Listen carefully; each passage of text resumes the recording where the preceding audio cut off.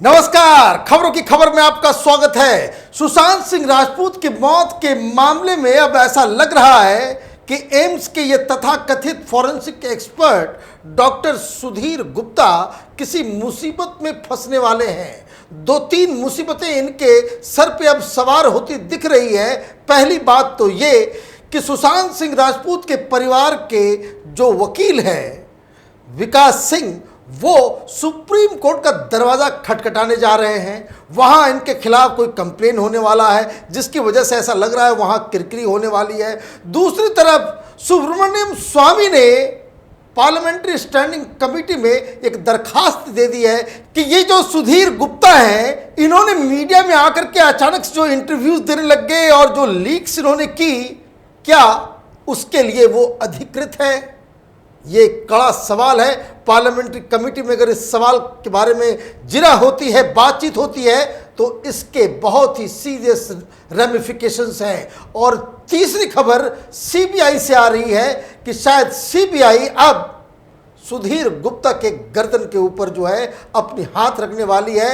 ये पूछताछ करने वाली है कि भाई आपने इस तरह के लीक्स रिजल्ट देने से पहले बिना किसी की घोषणा किए हुए आपने ये कंक्लूजन क्यों दिया, मीडिया में क्यों ये बातें बताई, और इसका आधार क्या है और क्या आपका जुरिडिक्शन है। इन तीनों खबरों के बारे में तो आपको बताऊंगा ही, लेकिन पहले एक बात करना जरूरी है जो आज खुलासा हुआ है। ये अर्नब गोस्वामी के पीछे ये सारे टेलीविजन चैनल वाले जो पड़ गए और उसको बदनाम करने के लिए महाराष्ट्र की सरकार और मुंबई पुलिस के साथ मिलके ये जो सेटिंग प्लॉटिंग हो रही थी, एक साजिश रची जा रही थी, उसमें आज एक ऐसा खुलासा हुआ है कि आज तक ग्रुप अपना चेहरा नहीं दिखा पाएगा। कल हमने अपने वीडियो में बताया था कि किस तरीके से एफआईआर में नाम सिर्फ और सिर्फ इंडिया टुडे का था, लेकिन ये महाबली बाहुबली परमवीर सिंह ने पूरी कहानी पलट दी, इंडिया टुडे का नाम गायब कर दिया और जो आरोप इंडिया टुडे या आज तक ग्रुप पे लगे थे उसे रिपब्लिक के ऊपर लगा दी। और अर्नब गोस्वामी के खिलाफ बहुत जल्दीबाजी में ऐसा लग रहा था कि सचमुच मुंबई पुलिस स्कॉटलैंड यार्ड हो गई है। 2 दिन के अंदर ही सारे सबूत और सारी चीज़ों को, इन्वेस्टिगेशन को पूरा करके उन्होंने कहा इस चैनल को बंद करवा दिया जाएगा, अरेस्ट कर लिया जाएगा अर्नब गोस्वामी को, उसके अकाउंट्स को फ्रीज कर दिया जाएगा। लेकिन आज जो रिपोर्ट सामने आई है, जिसका हवाला कल हमने वीडियो में दिया था, उसकी रिपोर्ट हंसा रिसर्च की रिपोर्ट आई है, जिसके आधार पे हंसा रिसर्च ने इस एफआईआर को दर्ज कराया था। उस 7 पेज की रिपोर्ट में साफ साफ लिखा हुआ है कि किस तरीके से बीएआरसी और हंसा रिसर्च ने अपने इंटरनल इन्वेस्टिगेशन में इंडिया टुडे के खिलाफ तमाम तरह के सबूत पाए थे। इसमें साफ साफ दिख रहा है कि जिसमें बताया जा रहा है कोई विनय नाम का शख्स था जिसे 5,000 रुपये कमीशन दिए जाते थे और अलग अलग घरों में जाकर के 200 रुपये देकर के उनसे कहा जाता था कि दिन में 2 घंटे आप इंडिया टुडे देखें। अब इंडिया टुडे तो कोई देखता नहीं, और ये बात एक बाइट में देख रहा था। क्या कवरअप करने का क्या भौड़ा गंदा अंदाज है इंडिया टुडे का। वो एक जो इसमें जो हंसा रिपोर्ट में, हंसा रिसर्च की रिपोर्ट में जो दर्ज किया गया है तेजल सोलंकी का, जिसने हंसा रिसर्च के इन्वेस्टिगेशन के दौरान पूरी तरीके से ये पाया गया कि वो पैसे लेकर के इंडिया टुडे चला रही थी, इसकी बाइट वो चला रहे हैं और ये कह रहे हैं कि नहीं नहीं वो तो सब्सक्राइब भी नहीं था।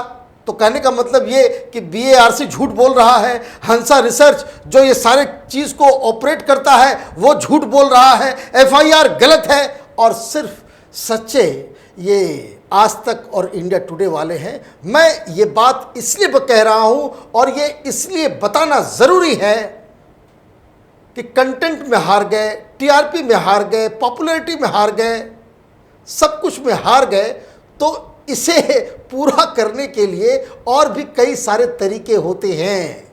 आप अपने कंटेंट को बढ़ाइए, आप अपने स्टोरीज को जो बेहतर कीजिए, लेकिन नहीं, सारे लोगों ने, चाहे वो कई सारे टीवी चैनलों ने, बड़े बड़े एडिटर्स ने, चाहे हिंदी के हो या फिर वो इंग्लिश के हो, सब लोगों ने एक ऐसे शख्स को टारगेट किया जो सेल्फ मेड है, जिसके पीछे ना कोई बैकग्राउंड है, ना कोई डायनास्ट है, वो उसके पीछे कोई बहुत बड़ा परिवार, बहुत बड़ा नाम, ये नहीं, एक मिडिल क्लास से उठा हुआ लड़का जो आज एक मीडिया इंडस्ट्री का मालिक है। यही इनके आंखों में चुभती है ये बातें, और इसलिए उसके ऊपर ये हमला किया गया। और इस हमले की वजह और इसका जो मीडियम बना, ये सुशांत के केस में जिस तरह से मुंबई पुलिस से उसने सवाल पूछे, उस सवाल का जवाब इस तरह की साजिश से दी गई है, ये अत्यंत ही शर्मनाक है। और मैं आपको बता दूं, 2 दिन पहले ये टेलीविजन चैनल वाले बंदर की तरह उछल रहे थे कि अब तो अर्नब गोस्वामी को गिरफ्तार कर लिया जाएगा।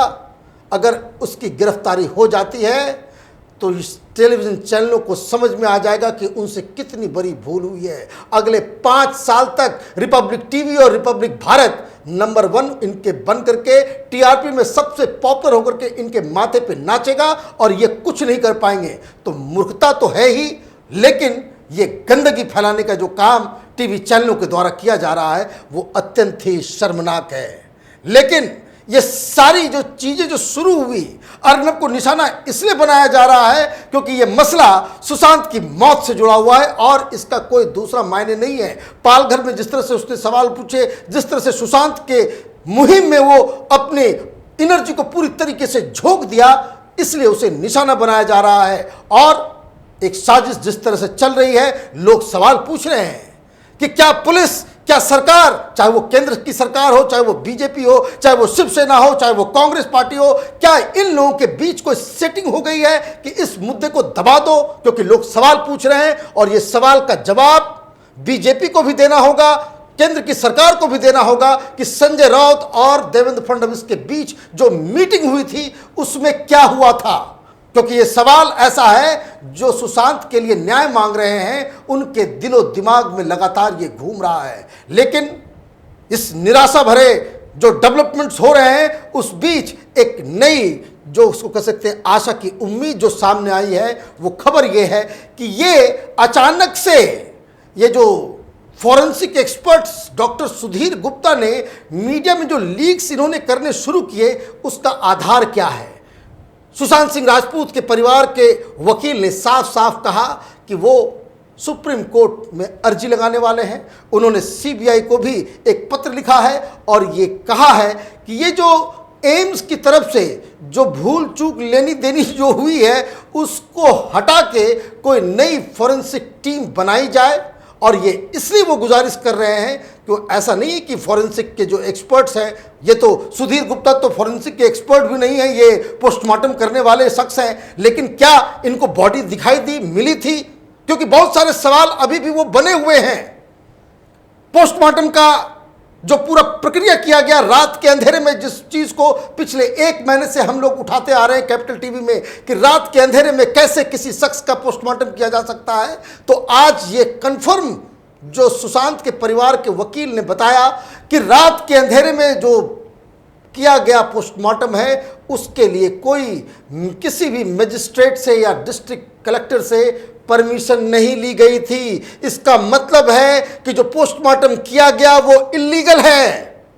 दूसरी बात, जो ऑटोप्सी की गई इतनी हड़बड़ाहट में, जो वॉश रिपोर्ट है, ये सारी चीजें जो इसमें जो हड़बड़ी दिखाई गई, इसमें कई सारे जो प्रोटोकॉल्स हैं उसकी अवहेलना की गई है। अब सवाल ये उठ रहा है कि कूपर हॉस्पिटल में जिस तरीके से सारी चीजों को में गड़बड़ की गई और जिस तरह के बयान सुधीर गुप्ता पहले दे रहे थे, एक और खुलासा हुआ उन्होंने किया, विकास सिंह ने, उन्होंने कहा कि वो कोई किसी डॉक्टर के बारे में जो हम लोग बता रहे थे कि एम्स के डॉक्टर्स ने जब तस्वीरों को देखा तो उन्होंने कहा ये 200% मर्डर है।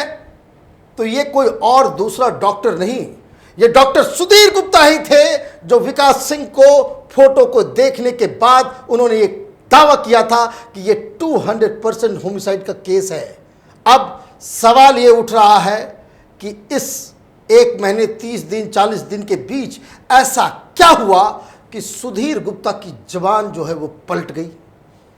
जो बात वो पहले कह रहे थे कि ऑटोप्सी में हड़बड़ी की गई है, बहुत सारे प्रोटोकॉल्स जो माने नहीं गए हैं और जो जिस तरीके से टाइम नहीं दिया गया, जिस तरीके से क्राइम सीन को जो है बाकायदा पोल्यूट कर दिया गया, कॉम्प्रोमाइज किया गया, इन सब के ऊपर जो सुधीर गुप्ता जो शुरू से सवाल उठा रहे थे वो अचानक से क्यों पलट गए, ये अपने आप में एक इन्वेस्टिगेशन का सवाल है।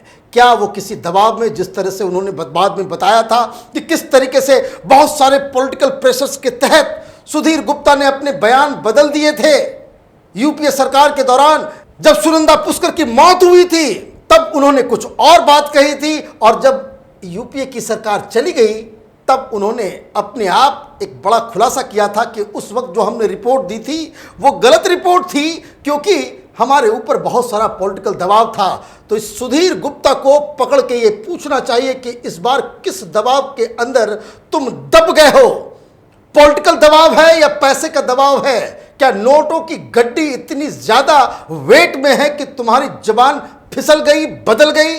इस सवाल का जवाब सीबीआई को देना पड़ेगा कि अचानक से ऐसा क्या हुआ, क्योंकि बहुत सारी चीजें, और सुब्रमण्यम स्वामी ने जो पार्लियामेंट्री स्टैंडिंग कमेटी में जो उन्होंने एप्लीकेशन दिया है, उन्होंने कई सारे सवाल उठाए। उन्होंने साफ साफ कहा कि भाई ये शख्स को किसने कह दिया कि भाई ये आत्महत्या है? डॉक्टर तो सिर्फ ये बता सकता है कि ये जो है डेथ बाय हैंगिंग है, डेथ बाय स्ट्रैंगुलेशन है, वो क्या है? रिपोर्ट में तो यही बात लिखी जा सकती है ना। अगर हैंगिंग है तो ऐसा भी हो सकता है कि किसी शख्स को आपने बाकायदा कुछ ऐसी चीज पिला दी कि वो बेहोश हो जाए और उसके बाद उसको हैंग कर दिया जाए। तो इसमें कैसे वो डॉक्टर को ये कैसे मालूम चलेगा? ये विषय तो पुलिस की तहकीकात का है। लेकिन ये करमचंद बनने लग गए। काम था इनका कि पोस्टमार्टम रिपोर्ट, ऑटोप्सी रिपोर्ट और जो विश्रम है, जो रिपोर्ट तैयार की गई है उसमें कितनी सच्चाई है। लेकिन ये डॉक्टर सुधीर गुप्ता ये करमचंद बन गए, तो ये बताना ये शुरू कर दिए कि भाई ये नहीं है तो वो नहीं है, जो क्राइम सीन है वो वहाँ पे कोई फॉरेंसिक जांच के लायक वो क्राइम सीन रहा ही नहीं। ये बात उन्होंने रिपब्लिक टीवी के रिपोर्टर से उन्होंने बात की थी 2 महीने पहले, और अब इनकी जुबान बदल गई है। तो सुब्रमण्यम स्वामी ने पार्लियामेंट्री कमेटी में जाकर के ये एप्लीकेशन दिया, ये पूछताछ की कि भाई ये किसके कहने पे, किस अधिकार से ये इंटरव्यू दे रहा था फ्रेंडली चैनल को, और अचानक से ये सारी बातें ये उन्हीं चैनलों को क्यों बताई गई जो चैनल रिया चक्रवर्ती को बचाने के लिए मुहिम चला रहे थे? तो इसमें दाल में कुछ काला नहीं, पूरी दाल ही काली है, और इसका पता लगाना, ये जो गूफ अप हुआ है इसके बारे में बताना, ये सीबीआई का काम है। क्योंकि अभी भी मैं बता रहा हूं कि सीबीआई की तरफ से अभी भी इस बात पे सीबीआई के इन्वेस्टिगेटर अडिग हैं। वो कह रहे हैं कि यह मसला हत्या का है, और इसलिए दुनिया भर में जो लोग सुशांत के लिए न्याय की गुहार लगा रहे थे वो निराश जरूर हैं। सत्य परेशान हो सकता है, लेकिन सत्य को झुठलाया नहीं जा सकता, उसको दबाया नहीं जा सकता। और बस यही है कि थोड़ा वक्त लगेगा, लेकिन न्याय भी मिलेगा और सच्चाई भी दुनिया के सामने आएगी। हमारी नज़र इन खबरों पे बनी हुई है। आप देखते रहिए कैपिटल टीवी। हमारे वीडियोस को लाइक कीजिए, शेयर कीजिए और हमारे चैनल को सब्सक्राइब कीजिए। धन्यवाद।